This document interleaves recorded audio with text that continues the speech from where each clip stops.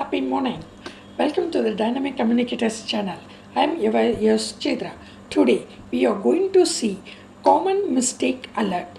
I am having an headache. Stop. That's wrong. You should say it as I have a headache. Why is I am having a headache is wrong? Because have is used for static verb.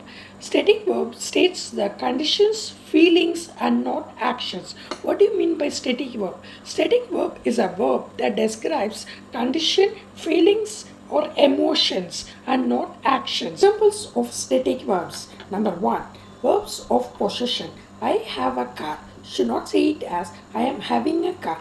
Number two, verbs of sense or feelings. So you should say it as like example, she loves chocolate. Should not say it as she is loving chocolate. Number three, verbs of senses. For example, this cake tastes sweet. You should not say it as this cake is tasting sweet.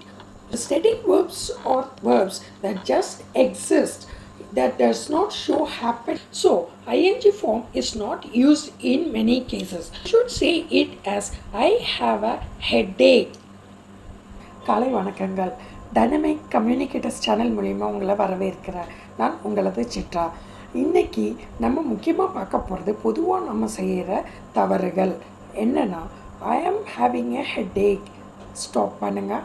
ஐ ஆம் having a headache சொல்லக்கூடாது. I have a headache. ஏன் ஐ ஆம் having a ஹெட்டேக்குன்றது தவறு அப்படின்னு சொல்கிறோம். இந்த ஹாவ்ன்றது நிலையை பற்றி சொல்லணும், செயலை பற்றி சொல்லக்கூடாது. அதுக்கு சில உதாரணங்கள். I have a car. ஐ ஆம் ஹேவிங் அ கார் சொல்லக்கூடாது. அதாவது காரை நம்ம வச்சுருக்கோம், அது இருக்கிற நிலையை அப்படியே சொல்கிறோம், அது மாறிக்கிட்டே இருக்க போகிறது இல்லை. ரெண்டாவது, உணர்வுகளை சொல்கிறது. ஷீ லவ்ஸ் சாக்லேட் தான் சொல்லணும். ஷீ இஸ் லவ்விங் சாக்லேட் சொல்லக்கூடாது.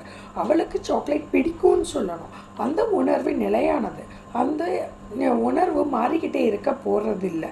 மூணாவது, உணர்வுகள். அதாவது திஸ் கேக் டேஸ்ட் ஸ்வீட் அப்படின்னு சொல்கிறோம். This cake is tasting sweet சொல்லக்கூடாது. கேக் வகைகள் இனிப்பாக தான் இருக்கும், அது மாறப்போகிறது இல்லை. முக்கியமாக நம்ம என்ன கவனிக்கணும்னா இந்த ஹாவ் அப்படின்றது நிலை சொற்களை மட்டும்தான் யூஸ் பண்ணணுமே தவிர செயலுக்கு யூஸ் பண்ணக்கூடாது. அதனால் ஐஎன்ஜி யூஸ் பண்ணக்கூடாது. இப்போ சொல்லுங்கள், ஐ ஹாவ் அ ஹெடேக்கா, ஐ ஆம் ஹேவிங் அ ஹெடேக்கா.